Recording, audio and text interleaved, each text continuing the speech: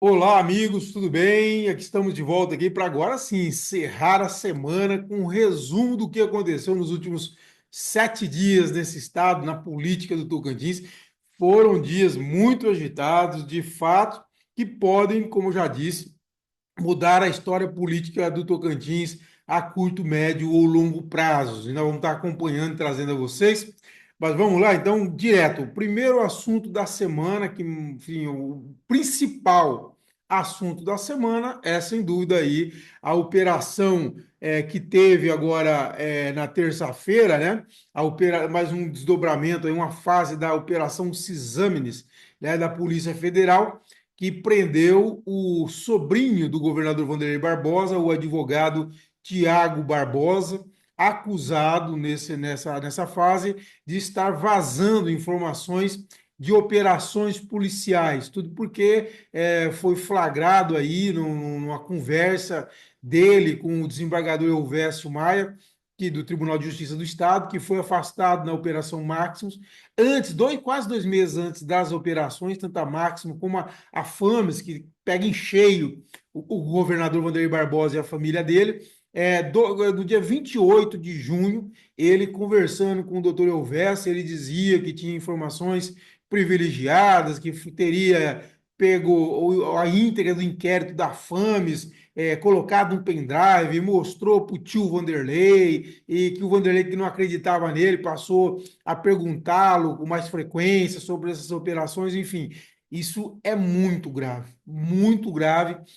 porque, primeiro, como eu disse na terça-feira, pega em cheio o principal ator, vamos dizer, dessa história aí, que é o relator do caso da Fames, o ministro Mauro Campbell, do STJ. É porque essa operação Cisâmenes, ela visa, sobretudo, o STJ, justamente venda de sentença, vazamento de informação, esse tipo de coisa. E, inclusive, na mídia nacional soltou uma nota essa semana dizendo que o ministro do Supremo Tribunal Federal, o Cristiano Zanin, que inclusive foi quem decretou a prisão do Tiago Barbosa, ele está de olho em 4 gabinetes do STJ, para vocês verem a gravidade disso. Então, logicamente, mexeu com os brios do ministro Mauro Campos, que uma hora vai ter que se manifestar, quer dizer, realmente, de que forma se houve essa informação, esse vazamento privilegiado para o Tiago Barbosa, enfim, a leitura do meio jurídico, eu tenho conversado muito com advogados, é que complicou e muito a situação do governador Vanderlei Barbosa. E olha, e de novo, isso ocorre no momento em que há meses, eu escuto de fontes privilegiadas, inclusive, muito próximo ali do poder do Estado, que está tudo seguro lá em Brasília, que não vai acontecer nada, que foi feito um acordão lá em Brasília e esse inquérito da Fama já morreu porque tem político importante demais lá mexendo doce e segurou todo mundo e etc. Aí essa operação traz essa indagação para o Estado e para o próprio ministro. Realmente esse projeto foi engessado por poder político, como eu disse essa semana, por alguém que teve a intenção de engessar esse inquérito para tornar o governador Vanderlei refém dos seus propósitos políticos eleitorais para 2026? Essa é uma pergunta justa, porque diante do que foi vazado, cabe fazer esse questionamento. Há esse engessamento, tem lobby político lá em Brasília que segura inquérito. Isso aqui virou a República da Bananeira, né? Que o político pode segurar o inquérito. Olha, um inquérito em que está sendo investigado roubo de recursos de cesta básica para pessoas que estavam passando fome na pandemia. Repito, isso é de viés humanitário, é uma indecência, uma excrescência se isso realmente aconteceu. Se isso ocorreu, esse povo tem que ser preso, não é só afastado do poder, não. É preso, porque isso é de um absurdo total. E assim, é lógico, eu não estou acusando, que espero que prove inocência e etc, etc. Mas precisa ser investigado. É uma canalice com o Tocantins, é uma canalice com as pessoas que estavam passando fome, se realmente esse inquérito está engessado por influência maléfica, nefasta de políticos do Tocantins. Isso é uma indecência completa. Então, não estou dizendo que está ocorrendo. Isso tem que ser, o ministro tem que vir e dar satisfação. Porque se isso está fazendo, o Estado Democrático de Direito no Brasil é uma farsa.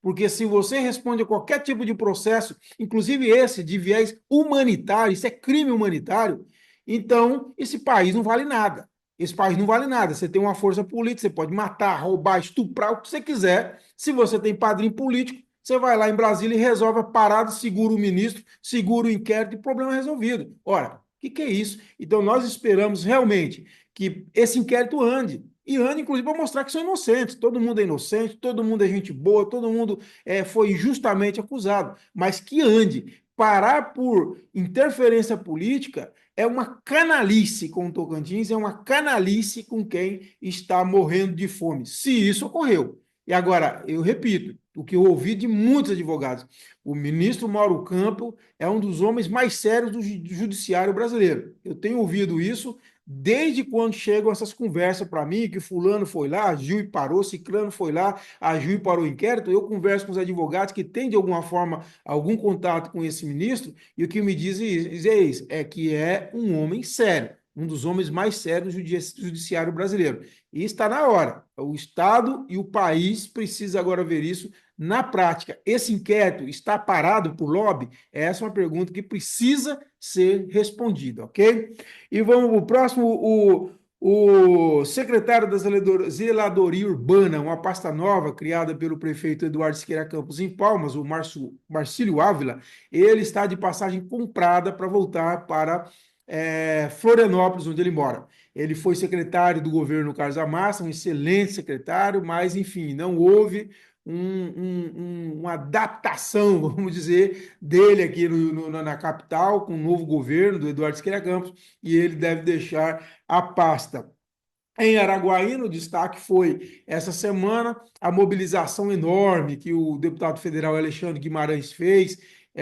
18 dos 19 vereadores, absurdo, foram para Brasília, né? Com diárias, passagem, alimentação paga pelo coitado do contribuinte para fazer lá as visitas a gabinete, etc, etc. Eles estiveram com o ministro dos Portos e Aeroportos, Silvio Costa Filho, e estavam lá o irmão do Alexandre Guimarães, que é vice-prefeito de Araguaína, o Israel Guimarães, o secretário de governo de Araguaína, da Prefeitura de Araguaína, o ex-vereador Geraldo Silva, e eles acompanharam lá o deputado Alexandre Guimarães, receberam lá o relatório depois dessa conversa com o ministro, ele, no gabinete, o Alexandre Guimarães, no seu gabinete, recebeu o relatório final da vistoria técnica e operacional que foi feito no aeroporto de Araguaína e também a autorização para o início dos voos. Bom, agora o que interessa para mim aí são os bastidores. Os bastidores de Araguaína, conversei com bastante gente durante a semana,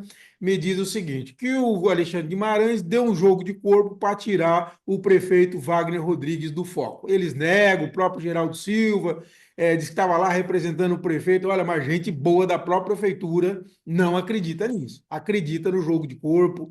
Já não gostaram lá atrás da armação que foi feita para eleger o Max Baroli, presidente da Câmara, que envolveu o próprio Alexandre Guimarães, que sabia que dava a benção. O Max Baroli é braço direito, esquerdo e tudo mais do Alexandre, não faria isso sem o conhecimento do Alexandre, e dizem que o prefeito ficou com os olhos desse tamanho, né, depois dessa situação lá, que o Alexandre sabia de tudo, não informou nada do seu principal aliado da cidade, que é o prefeito Wagner Rodrigues, e houve aquela manobra que tirou o Marcos Duarte da presidência e colocou o Max Baroli. Já não ficou um negócio muito bom. E agora tem esse segundo episódio, do jogo de corpo, que foi dado aí, pelo menos é assim que recebem os principais articuladores lá do entorno do prefeito, essa situação. Por quê? Porque, primeiro, há cerca de 30 dias foi feita essa vistoria, quando os técnicos saíram e já falaram, ó, tá tudo ok, vamos liberar os voos. Então, já sabia que seria liberado. Então, não foi nenhum movimento do Alexandre que conseguiu, nada disso. Isso aí já iria acontecer. E a prefeitura, com a informação que eu tive, que estava guardando essa informação com outras etapas do processo para anunciar tudo de uma vez, para não gerar expectativa falsa. de que amanhã começa o voo. Não, isso é um processo burocrático, demorado, então, enfim. Mas o que se diz lá, que o Alexandre Guimarães sabia muito bem de tudo isso, mas usou toda essa forma de agir para dar esse jogo de corpo no prefeito Wagner Rodrigues. E não é o primeiro que reclama. A Dorinha e o Gaguinho têm reclamado muito do jogo de corpo que tem levado o Alexandre Guimarães na questão das unidades habitacionais. O que acontece? O Gaguinho e a Dorinha, eles dizem que junto com também com o Ricardo Aires, com o próprio Eduardo Gomes, há tempo já vem trabalhando a questão da liberação de unidades habitacionais para o Estado. Inclusive, Dorinho e o Gaguinho dizem que protocolaram já pedidos em 2020, 2021, junto com o Eduardo Gomes e tal.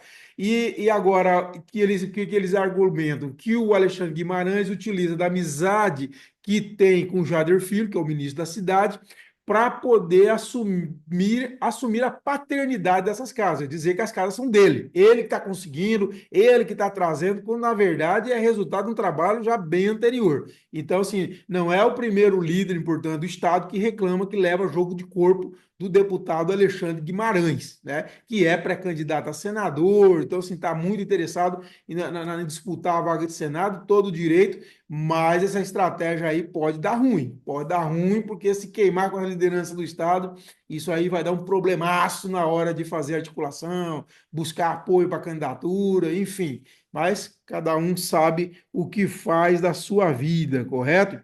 Bom, o DENIT, gente, enfim, vai assumir aí, anunciou o Padorinho para o Ricardo Aires, que vai assumir a manutenção de 300 quilômetros de rodovias estaduais, é isso? Deixa eu conferir aqui. Isso mesmo, de rodovias do Estado, né, do Estado, impactados pela queda da ponte JK. Eu disse durante a semana, não faz mais do que obrigação, porque quem é culpado da queda dessa ponte é o DENIT. Não é o DENIT do governo Lula, é só do governo Lula, do governo Bolsonaro, do governo Temer. Desde 2016, que vem falando da situação precária dessa ponte. A Folha de São Paulo, na época da queda, em dezembro, publicou, inclusive, relatórios de 2019 que já apontavam problemas estruturais gravíssimos dessa ponte e outras 10 aqui do estado. Então, ou seja, tem outras pontes correndo risco, em tese, pelo menos, por esses relatórios publicados pela Folha de São Paulo. E o DENIT, de braços cruzados, dormindo em berço esplêndido, deixou uma ponte cair, matou 17 pessoas e tem que ser responsabilizado. O Dr. Marlon Reis tá liderando aí umas ações contra o DENIT e tem que ser condenado, sim. É responsável, sim, com a cumplicidade das bancadas federais do Tocantins e do Maranhão, que são muito bons de oba-oba, de emenda, para show, para asfalto, para não sei o quê, mas mostrou que não conhece o Estado, não conhece os problemas reais do Estado, porque se reconhecesse, saberia da gravidade dessa ponte e atuaria muito firme para poder resolver esse problema, ok? Então, assim, é muito boa a solução a paliativa, tem a promessa de construir a ponte até dezembro, balela, bravata do ministro Renan Filho, conversa fiada, não faz essa ponte menos de um ano e meio, conversa fiada, repito. Até um leitor publicou um comentário nas redes sociais quando eu soltei essa matéria, que vai a pé de Palmas até Guiarnópolis, se essa ponte for inaugurada em dezembro, ele vai a pé lá assistir a inauguração. Não, não vai, isso é bravata do ministro.